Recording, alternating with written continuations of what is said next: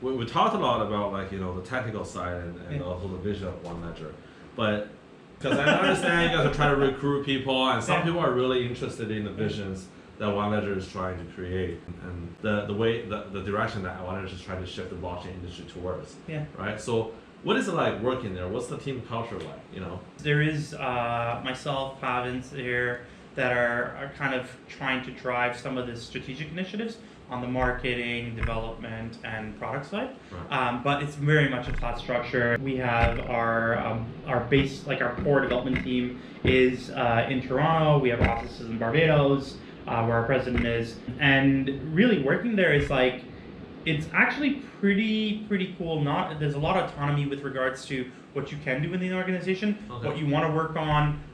Bringing ideas to the table is very easy, as well as, because we're a startup, we pivot kind of pretty frequently, right? As you would imagine. So if there's an idea that has clout and we can basically justify a business case for it, we would definitely go after it. Yeah. So you guys do some of the DevOps stuff as well, like are you guys DevOps heavy shop or? No, we're not all DevOps heavy shop, but that's where somebody like Fintelics. Oh yeah. Definitely. Oh yeah. Yes. Yes. So yeah, we have maybe one or two. We have two DevOps guys right now, but definitely like when we start thinking about how we move forward with businesses, that's something that we could definitely partner with someone like Fintelics, where they're really looking at the DevOps procedures, how we can have what our SLAs look like with the enterprises, and help us kind of manage that entire process. Yeah, no, I think the take-home message here about Fintelics is we're very agnostic to the actual end product, but we're more focused on the actual practice, the actual technology stack. That's what we're obsessed, we're passionate about, is developing the best practice for different technology and in different use cases. That's kind of what we're passionate about. So there's definitely some synergy here.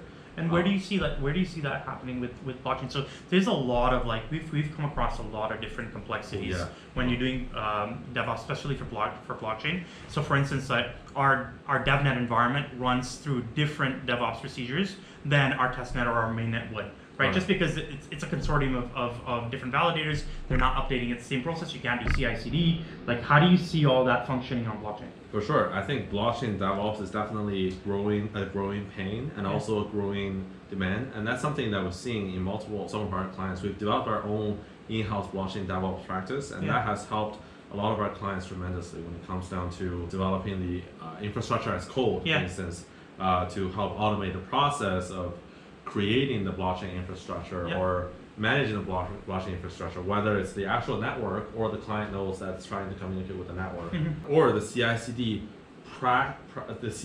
process of just developing, your application side of the source code, or actually the smart contract, the entire development, testing, and then operation cycle. That part, there's a lot of demand in terms of actually facilitating that process in an automated fashion that is reliable and secure, right? So I think there's definitely a very high demand, as you suggested.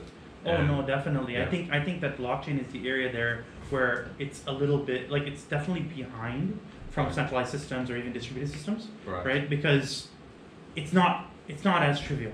Right. And some of the big players in the industry like Amazon or Microsoft is trying to target that type of demand, creating, for instance, a automated procedure or a fully managed blockchain as a service solution, right? On whether on Hyperledger Fabric or on Ethereum, but different companies, different vendors, different shops have their customized needs, because they have their own unique demands and needs, right? So there still needs to be sort of expertise and consultants there to help them fill in the blanks, help them bridge the gaps to satisfy their unique needs and utility needs, right? So you do. So then, just out of curiosity, you do see that being like a separate professional services engagement, where when you're onboarding an enterprise customer that's looking for blockchain as a solution, that they would have separate DevOps needs than every other customer. Absolutely. Or is it something you can cater, like you can templatize? This is something that we've already offered to some of our clients. Is to have that blockchain DevOps practice to help them solve their problems and sometimes generalize the solution and help them essentially adopt Yeah. some of the DevOps practice for their blockchain system.